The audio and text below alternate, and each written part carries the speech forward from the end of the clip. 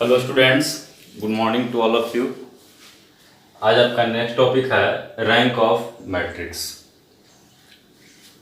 Matrix का last topic है rank of matrix. तो इसका चलिए सबसे पहले ऐसे तो रैंक ऑफ मैट्रिक्स जो टॉपिक है वो नेवी के पॉइंट ऑफ व्यू से डबल ए जो एग्जाम होता है उसके पॉइंट ऑफ व्यू से बहुत इंपॉर्टेंट है, क्योंकि यहाँ से क्वेश्चन उठाता है।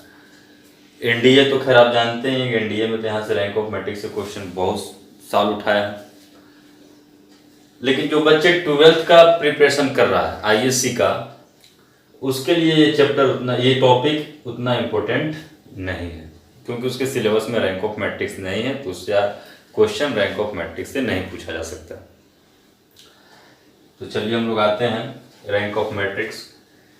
कराएं कि A matrix A of order m cross n, कोई एक मैट्रिक्स ए है, किसी भी ऑर्डर का हो, m क्रॉस n, कोई भी ऑर्डर का मैट्रिक्स है उसका रैंक निकलता है। Any order of matrix have their on rank, कोई भी मैट्रिक्स हो, किसी भी ऑर्डर का हो, उसका रैंक डिफाइन है। कुछ कुछ बुक में जीरो मैट्रिक्स, नल मैट्रिक्स जो है उसका रैंक नॉट डिफाइन लिखता है, लेकिन उसका भी रैंक होता है जीरो का सकते हैं। ऐसे हम वहां पे आगे बताएंगे।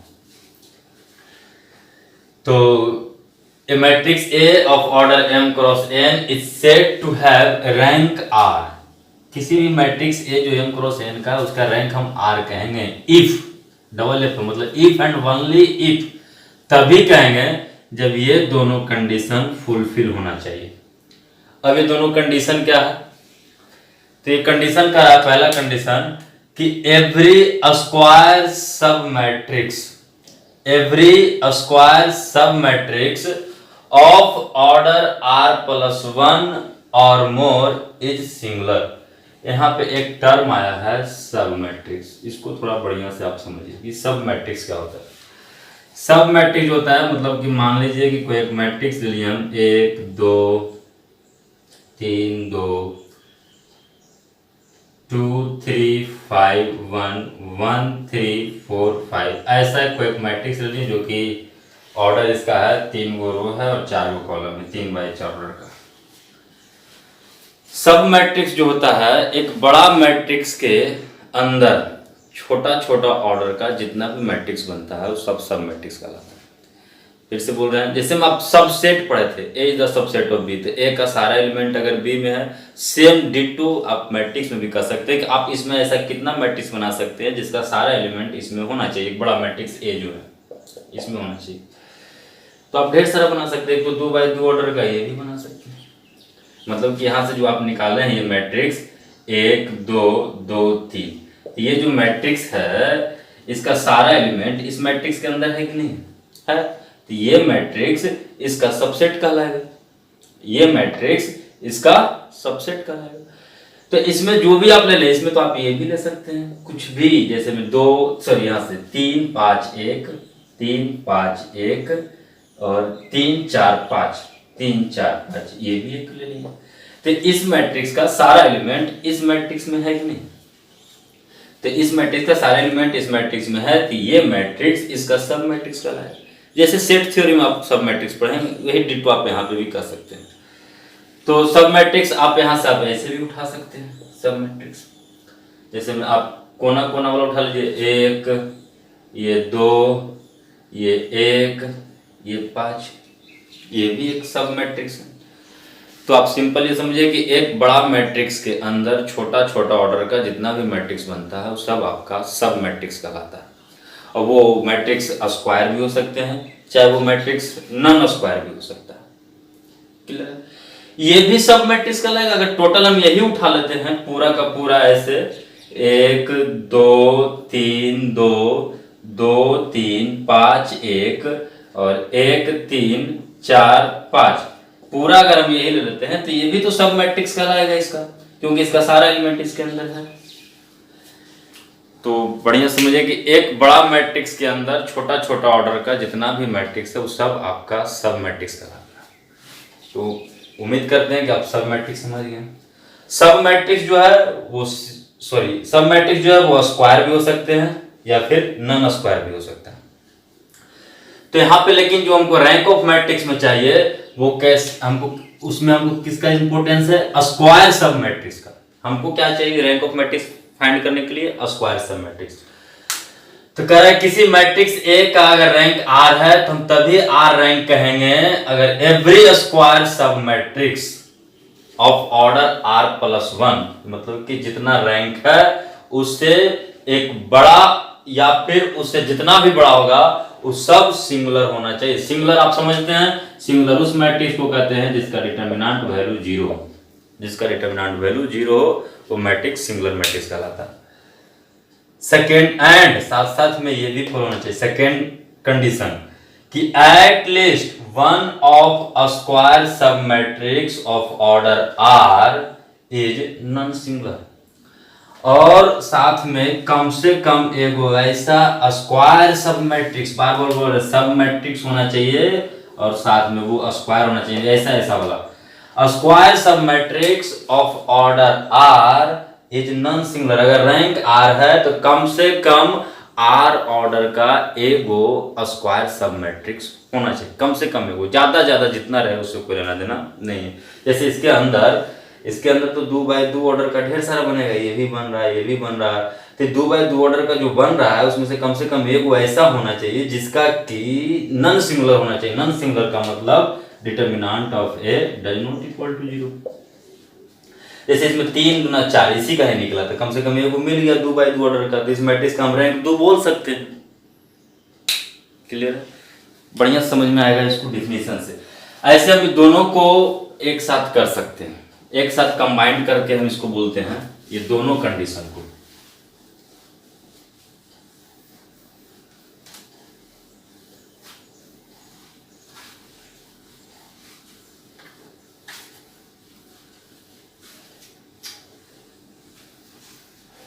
कहीं कोई दिक्कत नहीं होगा आपको, नोट पॉइंट करके लिख देते हैं, दोनों कंडीशन एक साथ हो जाएगा कि rank of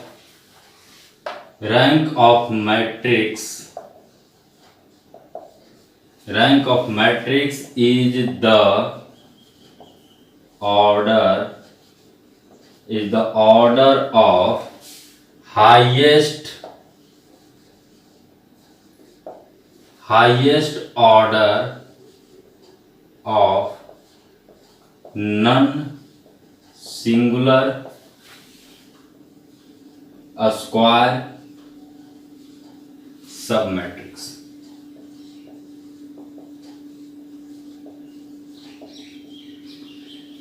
rank of matrix क्या होता है, तो सिंपल रैंक ऑफ मैट्रिक्स जो होता है, जिस मैट्रिक्स का आप रैंक निकाल रहे हैं तो उस मैट्रिक्स में आप ये ढूंढ रहे हैं उस मैट्रिक्स के अंदर highest order non singular square sub matrix.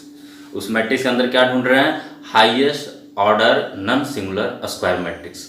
बस इतना ही दिमाग में रखिएगा, रैंक ऑफ मैट्रिक्स क्लियर है डिफिनेशन। मतलब कि उसमें अगर मान लीजिए कि कोई 5x7 ऑर्डर का एक मैट्रिक्स है, 5x7 ऑर्डर का एक मैट्रिक्स है, कोई भी एक मैट्रिक्स 5x7 ऑर्डर, और उसका रैंक निकाले तो आपका आया रैंक 3 आया।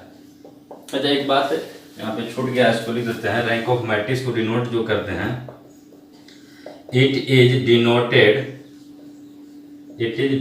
एज, इस तरह से रो ए, इसको रो पढ़ते हैं जो फिजिक्स में आप resistivity rho, RHO rho A, it is denoted as rho ए।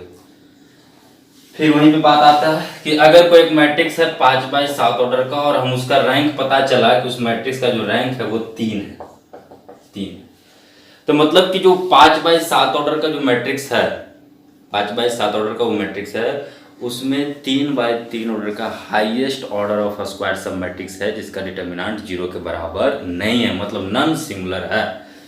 तो 3x3 ऑर्डर का उसमें सब, मतलब कि उस मैट्रिक्स के अंदर आप ढूंढिएगा स्क्वायर सब मैट्रिक्स जो कि नॉन सिंगुलर हो तो वो 3x3 ऑर्डर का होगा, मतलब 4x4 ऑर्डर का non singular square sub matrix नहीं होगा। 4x4 ऑर्डर का जो भी स्क्वायर मैट्रिक्स सब मैट्रिक्स होंगे, 4x4 ऑर्डर का जो भी सब मैट्रिक्स होंगे वो सिंगुलर होगा। अगर रैंक 3 आया है रैंक, तो इसका मतलब यही है कि रैंक 3 आने का मतलब हुआ कि उस मैट्रिक्स के अंदर सबसे बड़ा ऑर्डर का non singular square sub matrix अगर कोई है तो वो 3/3 ऑर्डर का है। क्लियर? इसको एग्जांपल से और बढ़िया से आप समझिएगा। एक एग्जांपल लेते हैं।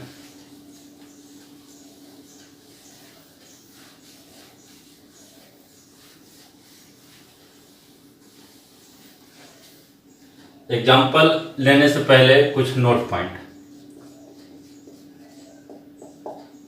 पहला note point, if A is a non singular matrix, if A is a non-singular matrix of order n by n is n रह जाएगा। मतलब कोई एक नॉन सिंगुलर मैट्रिक्स है, शुरू में पता चल गया कि नॉन सिंगुलर मैट्रिक्स है, तो उसका ऑर्डर अगर n by n है तो उसका रैंक भी, if A is a non-singular matrix of order n by n, then rank of matrix A जो हो जाएगा वो n हो जाएगा। मतलब कि दैट इज सिंपल सा बात कि अगर एक मैट्रिक्स ए जो है जिसका डिटर्मिनेंट वैल्यू 0 के बराबर नहीं है, नॉन सिंगुलर है, दैट इम्प्लाई उस मैट्रिक्स का जो रैंक होगा, जितना ऑर्डर का ये नॉन सिंगुलर मैट्रिक्स अगर n by n ऑर्डर का है तो उसका रैंक n हो जाएगा। 3/3 ऑर्डर का है तो उसका रैंक 3 हो जाएगा। दूसरा बात कि rank of identity matrix, rank of identity matrix जो भी है n cross n is n ही रह जाएगा। आइडेंटिटी मैट्रिक्स का तो रैंक डिफाइन है, 1 होता है, तो 1 होता है यानी कि 0 नहीं है। 0 नहीं है मतलब कि नॉन सिंगुलर मैट्रिक्स है। दुनिया का सारा identity matrix is also known singular matrix, इस चलते उसका रैंक n हो जाएगा। और थर्ड कि रैंक ऑफ जीरो मैट्रिक्स यानी null matrix is not defined. अगर कोई नल मैट्रिक्स है, नल मैट्रिक्स मतलब जिसका सारा अंदर का मसाला 0 हो, सारा एलिमेंट 0 हो, तो उसका रैंक डिफाइंड नहीं है। कुछ बुक में उसका रैंक 0 लिख देता है, लेकिन आप याद रखेंगे नॉट डिफाइंड। क्लियर है? शुरू में हम बोले होंगे कि जीरो मैट्रिक्स का भी रैंक होता है, नहीं तो आप जीरो मैट्रिक्स का रैंक 0 कुछ बुक लिख देते हैं, लेकिन जो गलत लिख देते हैं। आपको ये याद रखना है कि rank of zero matrix is not defined.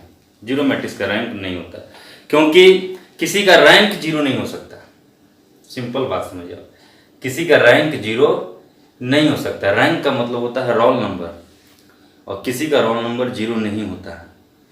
आप ऑल इंडिया रैंक देखते हैं तो किसी का 0 रैंक होता है, ज़्यादा ज़्यादा फर्स्ट रैंक होता है, सेकेंड रैंक, थर्ड रैंक। किसी का देखें कि नहीं भाई ऑल इंडिया रैंक इसका 0 है, किसी का रोल नंबर 0 नहीं होता है।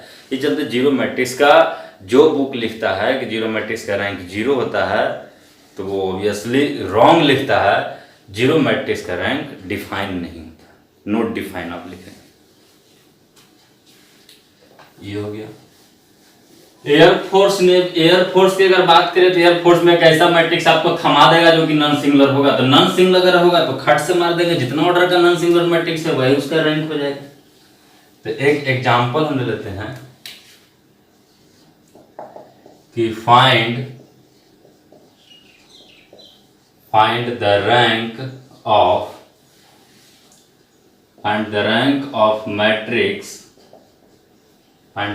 मैट्रिक्स A आपका है 2 4 1 3 6 2 4 8 3, इसका रैंक चाहिए। तो रैंक निकालने से पहले सबसे पहले इसका डिटर्मिनेंट निकाल लीजिए। अगर कहीं डिटर्मिनेंट इसका 0 नहीं आएगा, तो अगर डिटर्मिनेंट 0 नहीं आएगा मतलब कि नॉन सिंगुलर हो जाएगा। नॉन सिंगुलर हो जाएगा तो फिर तो रैंक इसका 3 हो जाएगा। और अगर 0 आ जाएगा तो 0 आ जाएगा तो फिर जो डिफिनीशन था उसके अकॉर्डिंग चलेंगे। कैसे निकालेंगे इस मेथड में पूरा बढ़िया समझ जाइएगा। तो सबसे पहले इसका डिटर्मिनेंट ऑफ ए निकालते हैं।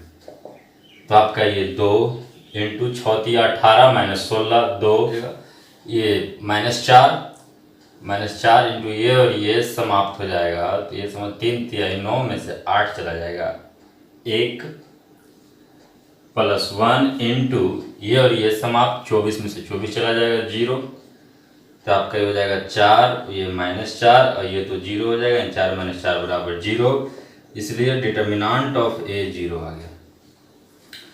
अगर डिटर्मिनांट ऑफ ए 0 नहीं आता तब तो रैंक 3 हो जाता, नॉन सिंगुलर होता तब तो रैंक 3 होता, लेकिन 0 आ गया।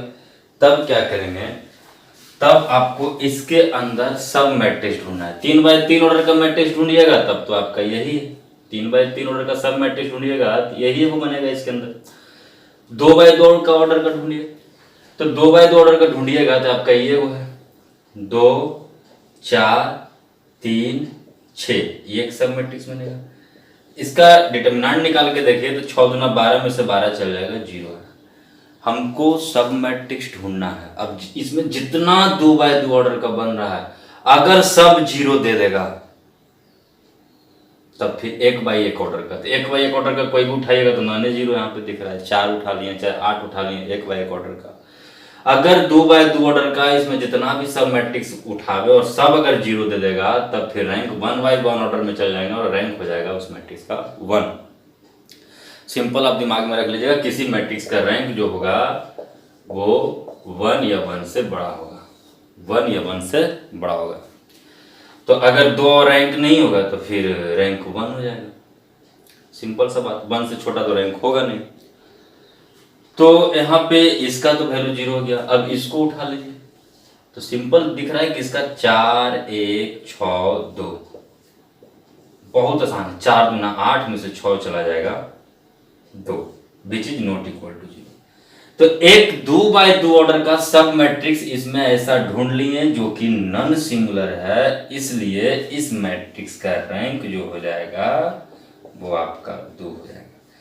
क्योंकि हम बोले थे कि रैंक ऑफ मैट्रिक्स जो होता है वो किसके बराबर होता है, तो रैंक किसी मैट्रिक्स का रैंक निकालने के लिए कह रहा है। इसका मतलब कि उसके अंदर में highest order of a square sub matrix ढूंढ रहे हैं, highest order of a square sub matrix ढूंढ रहे हैं विच इज नॉन सिंगुलर, जो कि नॉन सिंगुलर है। तो इसके इस मैट्रिक्स का जो highest order of a square sub matrix जो है वो 2x2 ऑर्डर है, ये चलते इसका रैंक 2 हो जाएगा। क्योंकि इससे ज्यादा ऑर्डर का, इससे 2x2 ऑर्डर से ज्यादा ऑर्डर का अगर मैट्रिक्स ले रहे हैं तो ये मैट्रिक्स खुद बन जा रहा है जो कि 0 आ रहा है, नॉन सिंगुलर चाहिए हमको। तो इसमें हाईएस्ट ऑर्डर का जो non singular square sub matrix है वो 2x2 है, इसलिए उस मैट्रिक्स का रैंक 2 है। तो 3x3 ऑर्डर का अगर कोई मैट्रिक्स दे तो उसमें बेटर है कि हम इसी तरीका से निकाल लेंगे जो कि डायरेक्ट डेफिनेशन है। लेकिन एक क्वेश्चन और यहाँ पे दे रहे हैं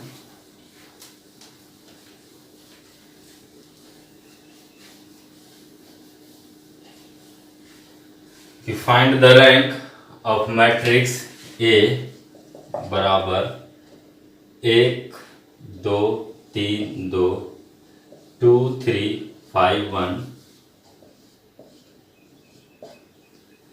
1 3 4 5। एक ऐसा मैट्रिक्स ले लिए, 3x4 ऑर्डर का मैट्रिक्स ले लिए, इसका रैंक चाहिए।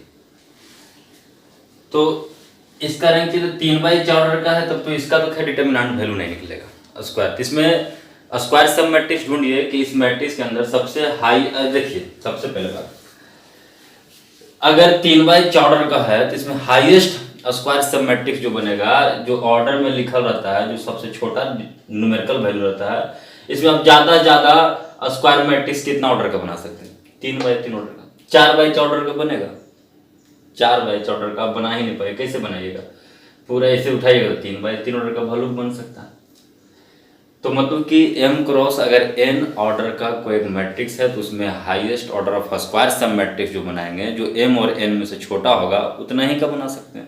तो 3 और 4 में से जो छोटा है 3 है, तो 3 ऑर्डर का highest order of square sub matrix बना सकते हैं। Highest order of square sub matrix, सब मैट्रिक्स भी होना चाहिए और स्क्वायर भी होना चाहिए। तो सबसे बड़ा ज्यादा क्या बना सकते हैं इस मैट्रिक्स के अंदर? 3 ऑर्डर का। अब ये 3x3 ऑर्डर का इससे जितना सब मैट्रिक्स बन रहा है, जैसे में 1 2 3 2 3 5 1 3 4, ऐसे इसका डिटर्मिनेंट निकालिएगा। फिर यहाँ से आप ऐसे भी कर सकते हैं कि 2 3 3 3 5 4 2 1 5, ये भी एक बन रहा है। फिर आप और बना सकते हैं कि 1 2 1 2 3 3, फिर 2 1 5, और मतलब कि जितना बन रहा है और भी जो बनेगा आप बनाइएगा इसमें, मेरा कहने का मतलब है। तो अगर ये सब जीरो दे देगा, जितना भी इसमें 3x3 ऑर्डर का स्क्वायर सब मैट्रिक्स बने, अगर वो सब जीरो दे दे तब हम 2x2 ऑर्डर का देखेंगे। ध्यान दीजिए, अगर ये 3x3 ऑर्डर में जितना भी स्क्वायर सब मैट्रिक्स बन रहा है उसमें से कोई भी अगर एक नन जीरो आया तो उस मैट्रिक्स का रैंक 3 हो जाएगा। और अगर इस सब का सब जीरो आ गया तो फिर 2x2 ऑर्डर का ढूंढेंगे, तो 2x2 ऑर्डर में तो यही दिख रहा है कि 3 में से 4 गया, यही नन जीरो नहीं है, तब उस मैट्रिक्स का रैंक 2 हो जाएगा। अगर मान लीजिए कि 2x2 ऑर्डर का भी जितना इसमें से बन के तैयार होता है स्क्वायर सब मैट्रिक्स वो भी सब जीरो होता, तब रैंक 1 हो जाता। यही कहता है रैंक ऑफ मैट्रिक्स का डेफिनेशन। तो इसमें 3x3 ऑर्डर का ढूंढना, अब ऐसे 3x4 का अगर 8x12 का कर देंगे तो बहुत दिक्कत हो जाएगा रैंक ऑफ मैट्रिक्स निकालना। तो इसके लिए रैंक ऑफ मैट्रिक्स निकालने के लिए एक मेथड है और वो मेथड हम लोग डील करते हैं। ऐसे आप समझ लें, बारी बारी से सबका डिटर्मिनेंट निकाल के देखोगे जो कि बहुत लेंदी प्रोसेस हो जाएगा। तो दूसरा मेथड हम लोग के पास क्या है, दूसरा मेथड जो हम लोग के पास है सेकेंड मेथड। एक मेथड तो डायरेक्ट ऐसे निकालने है, वो मेथड आप 3x3 ऑर्डर का ही दे तभी बेटर है निकालने में। सेकेंड मेथड का नाम जो है वो है नॉर्मल मेथड नाम है। ऐसे तो बहुत सारा मेथड होता है, लेकिन हम लोग सारा मेथड पढ़ने से कोई मतलब नहीं है। हायर क्लासेज के लिए हम लोग ये एक मेथड पढ़ लेते हैं नॉर्मल मेथड, कि अगर भाई साहब ढेर सारा 3x3 ऑर्डर का मैट्रिक्स इसमें बन रहा है, हो सकता है आने वाला समय में 4x ऑर्डर का भी मैट्रिक्स बनने लगे तो और प्रॉब्लम हो जाएगा। तो उससे बेटर है कि अगर 3x3 ऑर्डर का मैट्रिक्स बन रहा है, चाहे 4x ऑर्डर का मैट्रिक्स बन रहा है, तो इसको हम इस मेथड से बनाएंगे, नॉर्मल मेथड से। नॉर्मल मेथड में क्या है कि row and column both operation are allowed. दोनों मेथड अलाउ है, हम रो मेथड भी लगा सकते हैं और कॉलम मेथड भी लगा सकते हैं। अब ऑपरेशन समझते हैं, रो ऑपरेशन कॉलम ऑपरेशन दोनों वैल्यू। दूसरा रेड्यूस टू आइडेंटिटी मैट्रिक्स, बढ़िया समझना है, इसी मेथड का ज़्यादा यूज करना है। हम उसको आइडेंटिटी मैट्रिक्स में कन्वर्ट करने का कोशिश करेंगे, रिड्यूस करेंगे। और third then rank of matrix A जो हो जाएगा, उस मैट्रिक्स का रैंक जो हो जाएगा, अगर आपने ऐसा बना लिया, मान लेते हैं कोई एन ऑर्डर का यूनिट मैट्रिक्स बना लिया और इधर आपका 0 है 0 है 0 है, देन इसका रैंक जो आपका हो जाएगा, जितना ऑर्डर का आप यूनिट मैट्रिक्स बना लीजिएगा उतना ही रैंक बन जाएगा। अब ये है क्या, पहले इसको आप स्क्रीनशॉट ले लीजिए, वो एक स्क्रीनशॉट ले ले इसका, नहीं तो फिर आप इसको हम पॉज करके बढ़िया से नोट कर लीजिए, नहीं तो इसको हम डिलीट कर रहे हैं, मिटा रहे हैं, और इसको आप बनाते हैं इसी मेथड से। मतलब कि ये जो मैट्रिक्स 3x4 ऑर्डर के दिया गया है, इसको आप कन्वर्ट कीजिए, इसको आप कन्वर्ट कीजिए आइडेंटिटी मैट्रिक्स में। अब इसको आइडेंटिटी मैट्रिक्स में हम लोग कैसे कन्वर्ट करते हैं, ध्यान देखना। आइडेंटिटी मैट्रिक्स कन्वर्ट करने वक्त हम दोनों मेथड लगा सकते हैं, रो मेथड भी और कॉलम मेथड भी। तो आइडेंटिटी मैट्रिक्स का मतलब तो भाई साहब होता है कि पहला एलिमेंट 1 होना चाहिए, इधर भी 0 0, इधर भी 0 0 सब होना चाहिए, खाली प्रिंसिपल डायगोनल एलिमेंट 1 होना चाहिए, उसी को आइडेंटिटी मैट्रिक्स बोलते हैं। यानी कि अगर पहला एलिमेंट 1 है तो ठीक है, और अगर 1 नहीं है तो कोई भी मेथड लगा के उसको पहले आप 1 बनाओगे। या तो सिंपल मान लो यहाँ 5 रहता तो 5 से सिंपल भाग दे देता तो भी 1 बन जाता, और नहीं तो फिर कोई रो से दूसरा रो को घटा दीजिए, चाहे कॉलम से दूसरा कॉलम को घटा दीजिए, गुना जोड़ घटाओ के जो भी एलिमेंट्री रो ऑपरेशन चाहे एलिमेंट्री कॉलम ऑपरेशन लगा के आप पहला एलिमेंट को 1 बनाइए, क्योंकि हमको आइडेंटिटी मैट्रिक्स बनाना है, और आइडेंटिटी मैट्रिक्स बनाने के लिए पहला एलिमेंट 1 होना चाहिए। कोई दिक्कत? तो यहाँ तो खुशी की बात यह है कि भाई साहब पहला एलिमेंट 1 है, ऑलरेडी पहले से। तो पहला एलिमेंट 1 है, तो इस मैट्रिक्स ए को हम क्या कर रहे हैं, ध्यान दीजिए। तो यूनिट मैट्रिक्स बनाने के लिए 1 के नीचे सब जीरो होना चाहिए, 1 के नीचे सब जीरो होना चाहिए। तो पहले इसको नीचे वाला को सबको जीरो बना लेते हैं, ठीक। तो जीरो बनाने के लिए पहले एक ऑपरेशन लिख रहे हैं, ये एलिमेंट जीरो होना चाहिए। तो R2 के जगह पे ध्यान से देखना, R2 की जगह पे लिख रहे हैं R2 माइनस 2R1, इसमें 2 से गुना, बाकी क्या हो रहा है उससे लेना देना नहीं, पहले इसको जीरो बना देना है। इसको जीरो बनाने के लिए इसमें 2 से गुना करके इसमें से घटा देते हैं, एंड इसको भी जीरो होना चाहिए, 1 के नीचे सब जीरो होना चाहिए। तो इसको भी जीरो होना चाहिए। तो आप यहाँ पे सिंपल लिख सकते हैं कि R3 के जगह पे लिख रहे हैं, R3 की जगह पे R3 minus R1, simple. R2 की जगह पे R2 माइनस 2R1, R3 की जगह पे R3 माइनस R1। ये दोनों ऑपरेशन एक साथ कर लेते हैं। तो मैट्रिक्स ए जो आपका हो जाएगा, ये तो 1, और ये कीजिएगा तो 2R1 कीजिए इधर, तो आपका R1 से तो कोई छेड़छाड़ नहीं, तो 1 2 3 2। अब R2 की जगह पे R2 माइनस 2R1, तो R2 में से इसमें से 2 गुना करके इसमें घटाना है, तो इसमें 2 गुना कर दीजिएगा तो ये 0 हो जाएगा, इसमें 2 गुना कर दीजिएगा हो जाएगा 4, 3 में से 4 चला जाएगा, ये -1 हो जाएगा। ये 5 है, 5 में से 6 चला जाएगा, ये भी -1 हो जाएगा। ये 1 है, 1 में से 1, इसको तो हटा दीजिए, पहले से ये घेरे हैं। ये 1 में से 4 चला जाएगा, तो -3 हो जाएगा। फिर आपका R3 यहाँ पे है, R3 के जगह पे है, R3 में से R1 घटा देना, सिंपल। तो 1 में से 1 जाएगा 0, फिर R3 माइनस R1, 3 में से 2 जाएगा 1, फिर आपका 4 में से 3 जाएगा 1, 5 में से 2 जाएगा 3, सिंपल। आइडेंटिटी मैट्रिक्स बनाने के लिए 1 के नीचे भी सब जीरो होना चाहिए और 1 के राइट हैंड साइड भी सब जीरो होना चाहिए, फिर इसको सब जीरो बना देना है। बहुत ईजी है, बस मेथड थोड़ा सा लंबा है लेकिन इजी है, बहुत इजी है। तो आप यहाँ पे इसको जीरो बनाने के लिए, इसको जीरो बनाने के लिए, इसको जीरो बनाने के लिए ऐसा कर रहे हैं कि ये तो कॉलम 2 है, हम तो दोनों मेथड लगा सकते हैं, रो मेथड भी और कॉलम मेथड, दो बोथ ऑपरेशन आर अलाउड। तो C2 के जगह पे हम लिख रहे हैं, C2 के जगह पे C2 माइनस C1, फिर उसी तरह से C3 जगह पे लिख रहे हैं, सॉरी C2, इसको जीरो बनाने के लिए C2 माइनस 2C1, 2 से गुना करके करेंगे।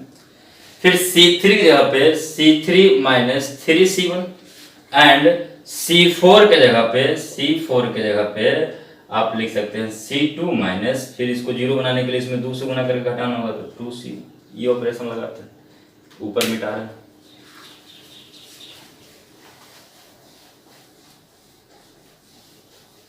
ऐसा। अब ये सारा ऑपरेशन करने के बाद ये मैट्रिक्स ए जो हो जाएगा इस तरह से दिखने लगेगा।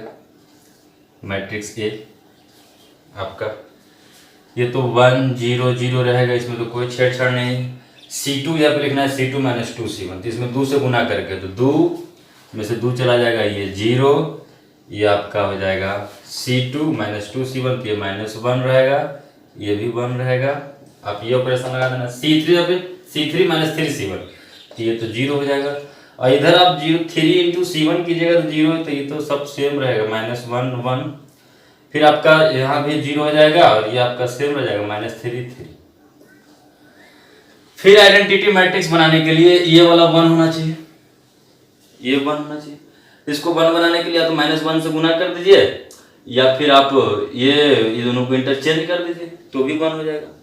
किसी भी तरह से आपको आइडेंटिटी मैट्रिक्स बनाना है तो प्रिंसिपल लाइन एलिमेंट जो है, ये वाला एलिमेंट 1 होना चाहिए। अरे भाई सब 1 0 0 0 1 0 0 0 1, तो ये वाला तो 1 होना चाहिए ना। तो इसको 1 बनाने के लिए या तो ये R3 और R2 को इंटरचेंज कर दीजिए, और नहीं तो फिर R2 में सीधे -1 से गुना कर दीजिए, ये कर सकते हैं। तो हम यहाँ पे क्या कर रहे हैं कि R3 और R1 को इंटरचेंज कर दे रहे हैं। तो R3 और R1 को इंटरचेंज कर दीजिएगा तो आपका सिंपल ये 1 0 0 0 1 1 1 3, और ये वाला R2 R3 जब चलाएगा तो 0 -1 -1। फिर यूनिट मैट्रिक्स जो भी आइडेंटिटी मैट्रिक्स होता है जितना भी ऑर्डर का होता है, जैसे मान लेते हैं 1 0 0 0 0 0 1 0 0 0 0 0 1 0 0 0 0 0 1 0 0 0 0 0 1, क्योंकि हमको फाइनली जो बनाना है वो एक यूनिट मैट्रिक्स बनाना है। तो यूनिट मैट्रिक्स बनाना है तो जहां भी 1 बन गया, अब इस 1 का राइट हैंड साइड भी 0 होना चाहिए और 1 के नीचे भी सब 0 होना चाहिए, क्योंकि देखिए यहाँ पे 1 है तो इसका राइट हैंड साइड भी सब 0, इसके नीचे भी सब 0। तो फिर इसके नीचे सब 0 बनाइए। तो इसके नीचे 0 बनाने के लिए आप क्या कीजिए कि R3 के जगह पे, फिर R3 जगह पे हम लिख रहे हैं R3 और सिंपल R2 अगर जोड़ देंगे तो खत्म हो जाएगा। तो R3 + R2 कर दीजिए। R3 + R2 पहले ये काम कर लेते हैं। तो R3 + R2 कीजिएगा, थोड़ा सा समझाने में समय लगेगा लेकिन आप कर सकते हैं फास्ट। तो R3 + R2, तो आपका यहाँ पे ये मैट्रिक्स ऐसा बन जाएगा। ये तो 1 0 0 0 है, 0 1 1 3 है, और यहाँ पे आप R2 + R1 किए हैं तो आपका ये जुटेगा तो ये हो जाएगा 0। ये तो ऑलरेडी 0 था, -1 + 1 0, -1 + 1 ये भी 0, -3 + 3 ये भी 0 हो गया। अब ये जो 1 है, इसके जो 1 आया है इसके RHS भी सब 0 होना चाहिए, इसका RHS सब 0 बनाइए। तो RHS सब 0 बनाने के लिए यहाँ पे ऑपरेशन कीजिए ताकि ये 0 हो जाए। तो ये C3 है तो सिंपल इसको खाली देखना है, C3 के जगह पे हम लिखेंगे C3 - C2, इसमें से ये घटाएंगे 0 हो जाएगा।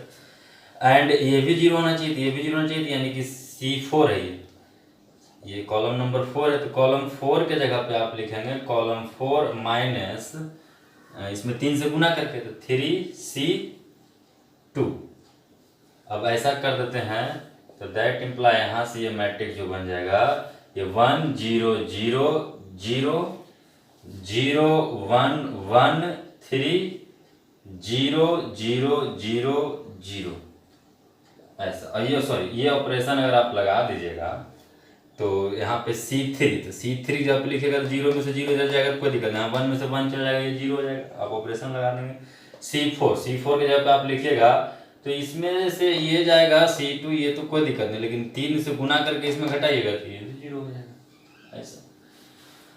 अब जितना भी आपका कंप्लीटली रो 0 बन चुका है या फिर कंप्लीटली कॉलम 0 बन चुका है उसको डिलीट कर दीजिए। जैसे ये रो कंप्लीटली 0 बन गया, ये कॉलम कंप्लीटली 0 बन गया, ये भी कॉलम कंप्लीटली 0 बन गया, तो सब को हटा दीजिए।